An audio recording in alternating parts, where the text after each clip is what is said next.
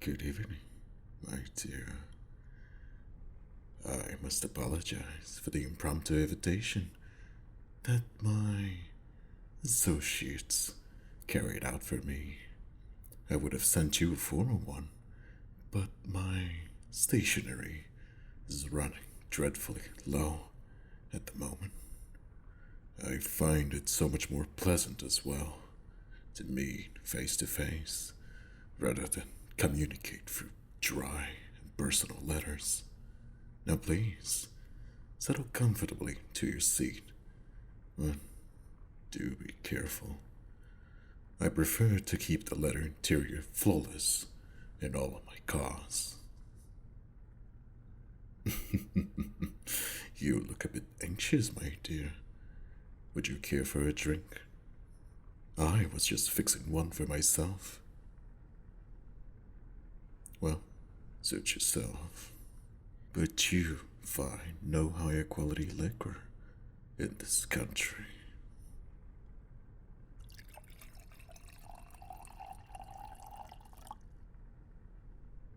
I suppose it would be polite of me to introduce myself first. Though, forgive my arrogance, my dear, but I am assuming that you know very well who I am. My organization has grown vast enough that my reputation as CEO, let's put it like this, tends to precede me. After several years of strangers guessing your name and title, it becomes easier to just assume that everyone does. I am not wrong, am I? Yeah, you see? I'd rather not waste our time with needless chit chat and the obvious details. That includes your name as well, you see.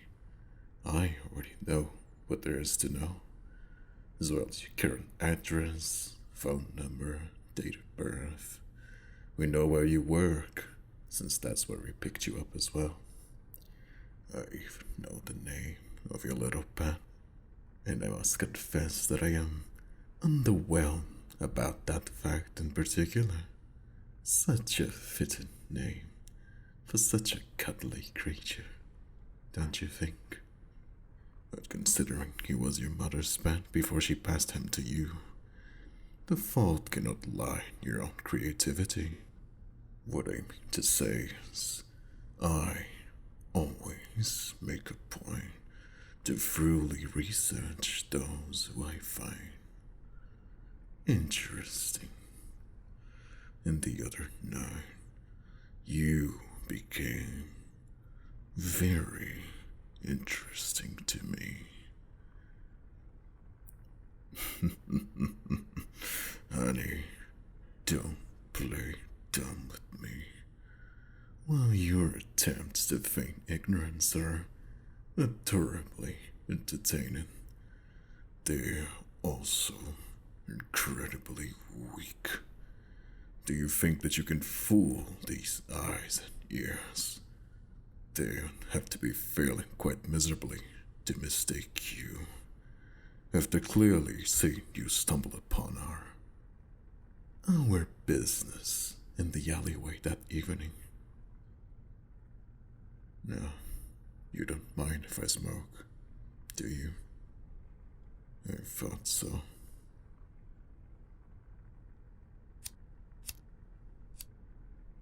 You're surprised that my knowledge is disappointing, considering you know who I am. I have a complex net of connections, contacts, contemporaries, whatever you wish to call them.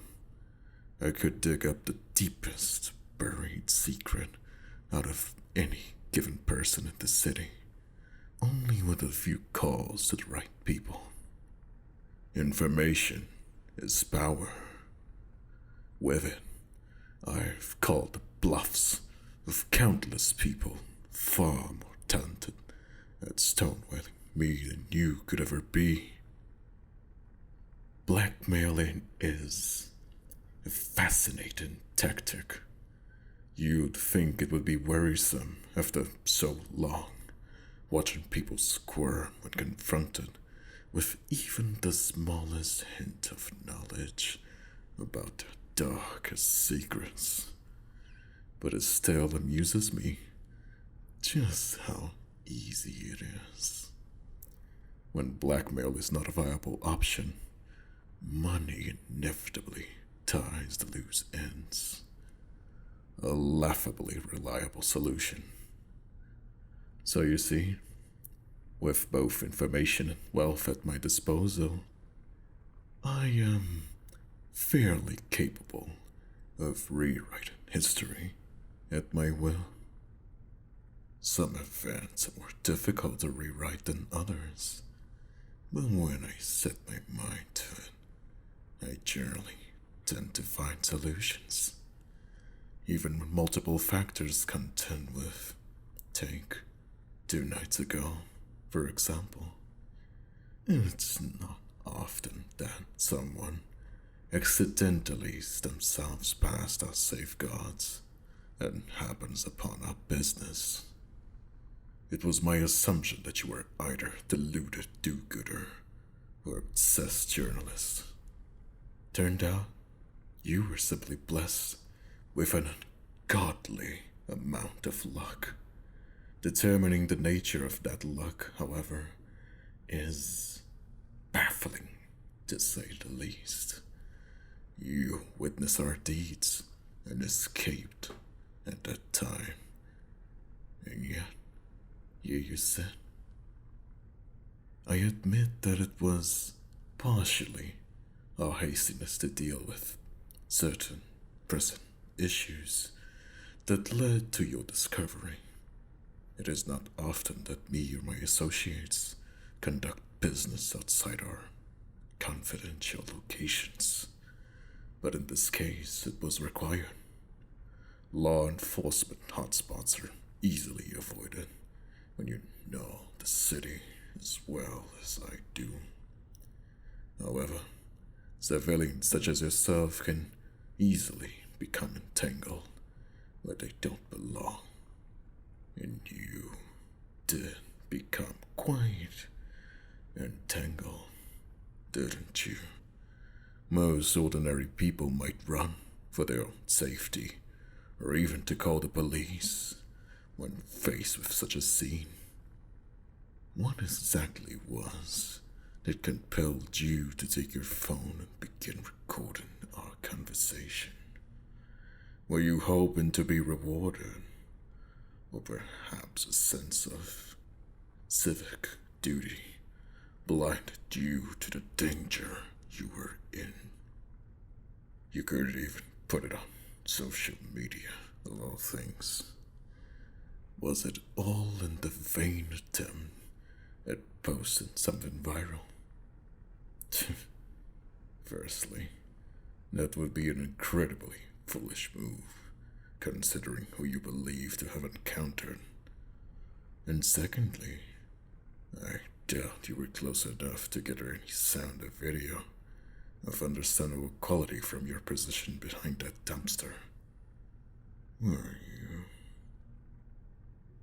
I'll just bet you on this entire stack of bills that all you heard was a gurgle of sounds, and you and all you saw were indistinguishable faces.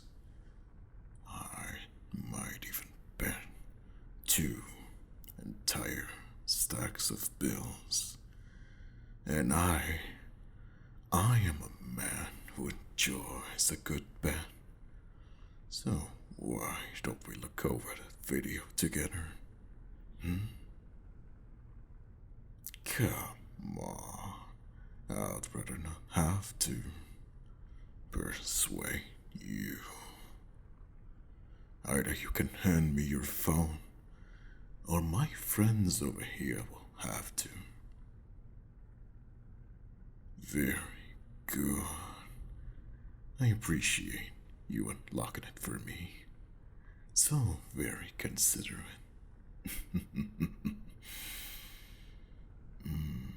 My, my, that is a fetching outfit. You're not so camera shy in the slightest, are you? My dear. I'd regret your number of selfies, but if I were as photogenic as you, I'd probably take as many of these as well. Oh, you have lovely friends as well. I've eaten at that restaurant so many times myself. Subpar cocktails, but excellent beef. It looks like you all had an enjoyable evening. Oh, look, there he is, Mr. Cuddles himself. Still alive and kicking, despite his old age. It's no wonder you have to schedule an appointment to the vet this next week with the weepy eye of his. Now here we are. I see you attempted a few photos before turning to the video recording. These are such a poor quality. You can't possibly have wanted to keep them. They're doing nothing but cluttering up your storage space. Wouldn't you agree? Good. So let's just clear them off, shall we? Oh, I can feel your phone breathing a sigh of relief already. Now, let's take a look at this video.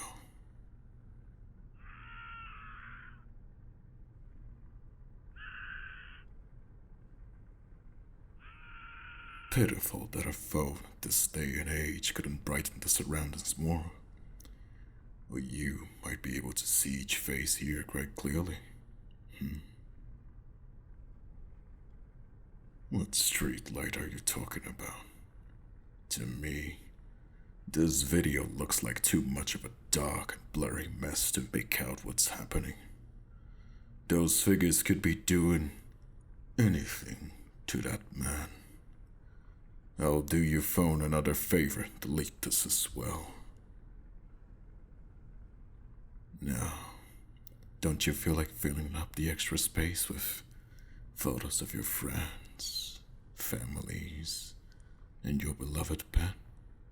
Wouldn't you? Because that is what a phone's camera is truly for. Now take it back for now, and be sure you use it to capture more positive and meaningful memories in the future. No, do not think I've forgotten about our bet. Here are your winnings. Keep in mind that if you consider spreading the word about our little visit to the authorities, what would you even tell them anyway? That you might have seen something illegal that someone was doing in the dark of the night? I doubt that they would take you seriously at all.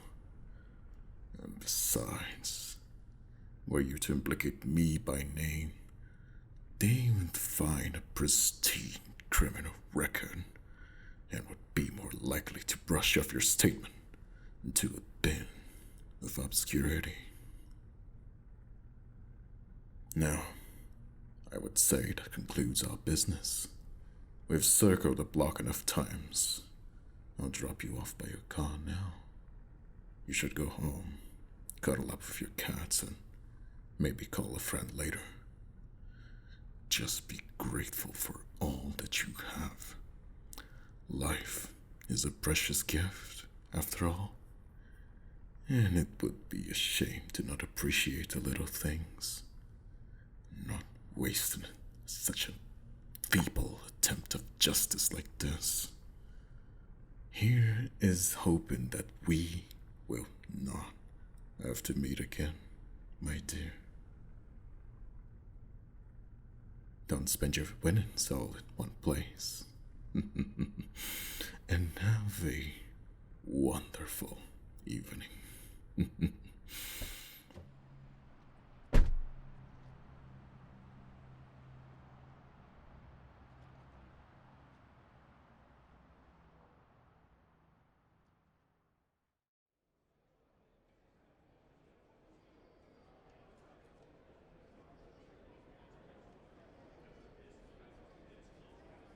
Hello there. I'm the investigator you spoke with on the phone earlier. I'm so sorry for running late. There was an accident on the way that slowed traffic to a crawl. It took so long to get moving again, I thought my soul had left my body for a moment while I sat there. But don't worry, I reeled it back in once the car was in motion again, with only mild brain fog as a side effect, luckily. Do you mind if I sit down? I'm so glad that you went ahead and ordered something instead of waiting. Are the potato skins good tonight? Oh, well, sure. I'll take one. Or two, if you insist. You look too amazing to pass up with all that cheese and bacon and everything. Did you pick out an entree? Well, take your time. I wasn't kidding about covering the bill as a thank you for speaking with me. So, please, take full advantage. I'm sorry that we couldn't meet down at the station, but I thought it'd be wiser if we talked somewhere off the beaten track. We really are grateful for any information we can gather in this case. You don't have to feel so nervous. You don't have to answer any question that you'd rather not. The last thing I want to do is make you uncomfortable, but it might be a little unavoidable since I have to ask you a series of questions. Is it alright if we start? Okay, let me just get my notepad out here.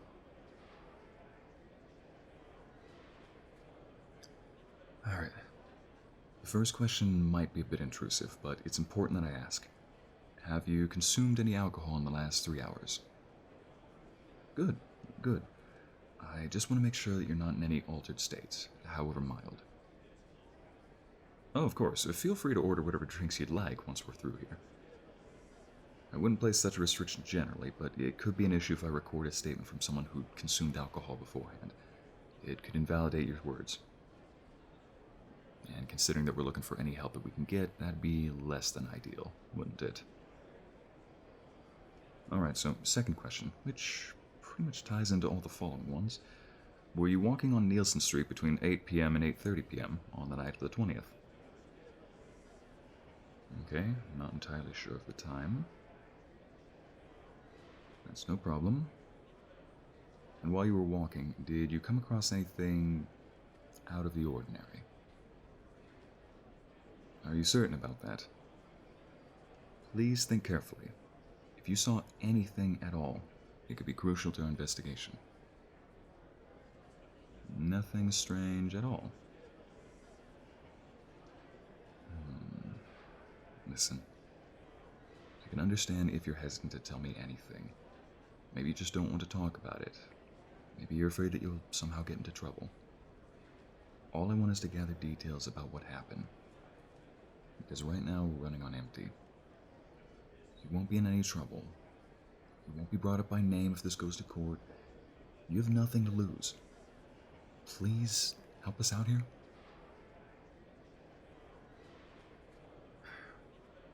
Didn't want to bring this up right out of the gate, but the only reason we know to try to get a statement from you specifically is because we can place you at the scene. There is a privately owned security camera. They couldn't catch the perpetrators' faces, but did spot you at the entrance to the alley. From what it showed, not only were you present, but you even took pictures or video with your phone before your lucky getaway. It looked like a miracle you escaped without injury, since they were armed. Look, I can understand why you might not want to talk about what you saw. I was at the crime scene myself while they gathered the forensic evidence. It's true, I've seen far worse during my time with law enforcement, but that doesn't make lesser crimes any easier to swallow. There's been a string of similar cases all over the city in the last several months. We've been connecting the dots one by one, but every time we think we're close to finishing the picture, the line is cleanly cut off. Or previous dots just vanish entirely. Our hope is that you, as a potential witness, will help fill in at least one of the gaps. If it was difficult for even me to see the aftermath of that crime, I can't imagine how horrific it must have been to be on hand while it was carried out. Making this harder than it needs to be. We know that you were there, and that you saw something, if not everything. I don't want to put any pressure on you, but we don't have much of a choice. Every lead or potential witness to these incidences have been silenced or clammed up. We've been at our wits' end trying to get anyone to talk, but if only one person would, we could make some kind of progress. We have you, on camera, using your phone to record something. What was it that you found so interesting? Would you care to share that footage with us? You can't sit there and tell me that you didn't record something that night. I didn't want to tell you this, as I didn't want to frighten you unnecessarily. But you aren't making this easy for me. So I'll be upfront with you. We suspect that this is all work of organized crime in the city. We've been trying to keep it quiet so as to not start a panic, but it has been an increasing problem. Don't seem to have much of a reaction to hearing that. Oh, hell. Did they get to you first? Did they find out who you are and come threatening you to keep quiet? The way that you're looking everywhere except into my eyes tells me I'm on the right track. Oh, this always happens. No wonder you're not offering up your photos or footage. They probably smashed your phone to bits. You shouldn't just be thanking your lucky stars that they haven't scrubbed you out already, if they got to you this quickly. It's the easiest solution when they have little problems like you hanging around. They don't like loose ends or potential witnesses. But if they left you alive, they must not think of you as a threat. So of course they've at least deleted the video evidence. Listen, honey, they probably made some grand gestures of power and control to convince you to keep your mouth shut. But I promise, if you cooperate with law enforcement, that we can keep you safe. We can put you into a witness protection program, give you a bodyguard, or even relocate you if necessary. We have just as much means to keep you safe as the mob has to threaten you. Please, trust us. Your word against theirs might be enough to shut them down, or at least cut off one branch of their operation, the one responsible for the crime you witnessed. No, honestly, I'm telling you, please, have some faith in us. We can protect you. All right, it's okay. Let's calm down, it's okay. I know it's a frightening situation. Probably something you never thought you'd have to deal with in the real world, but just think. There are plenty of other people out there who are just as frightened as you. And that's why they're not talking. And because they're not talking, even more people will be threatened, or worse. The way I see it, you can either be frightened while under police protection, or you can go out about your daily life paranoid at every sleek black car or finely dressed man who goes by you. Is that really how you want to live? Wouldn't it be better to do what you can to remove the source of your fear entirely? I told you I didn't want to make you feel uncomfortable. I'm sorry. But I'm begging you here, please, help us. We can help you in return. Okay, all right. If that's really what you want, I can't force you to do or say anything. Here, this should be enough to cover whatever you order. Enjoy the potato skins. Thank you for even meeting with me, and, stay safe.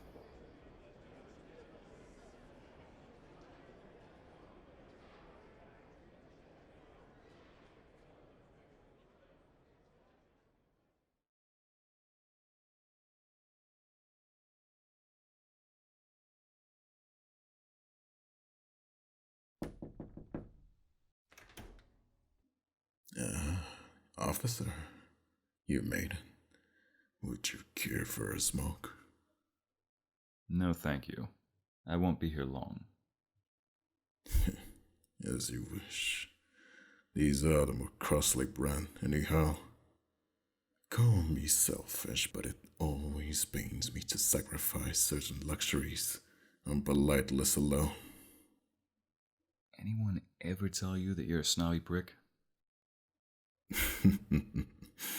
Very often, in fact. No social engagement would be complete without being called someone to that extent. I'm not here to socialize. I didn't think you were. But what kind of Don would I be if I didn't have the smokes and liquors at my elbow, ready to offer at the drop of a hat? A modern one, maybe. But forget it. I don't want to drink or smoke. I suppose not. So, did they squeak? Your scare tactics keep lips sealed better than superglue, I swear. And I gave them every line in the policeman book: witness protection, help us help you, all that. You should have seen how frightened they were. They couldn't even relax in public space where they were in no immediate danger. They're not going to talk to anyone. Excellent. This is what I pay you for, after all. Keep an eye on things around the station, just in case they have a change of heart and decide to show up. I don't think that's going to happen, even if it does. I'll be sure that any evidence of them coming in to give a statement is overlooked and then non-existent. I'll drink to that. It's just as I always say, for the right price, anything.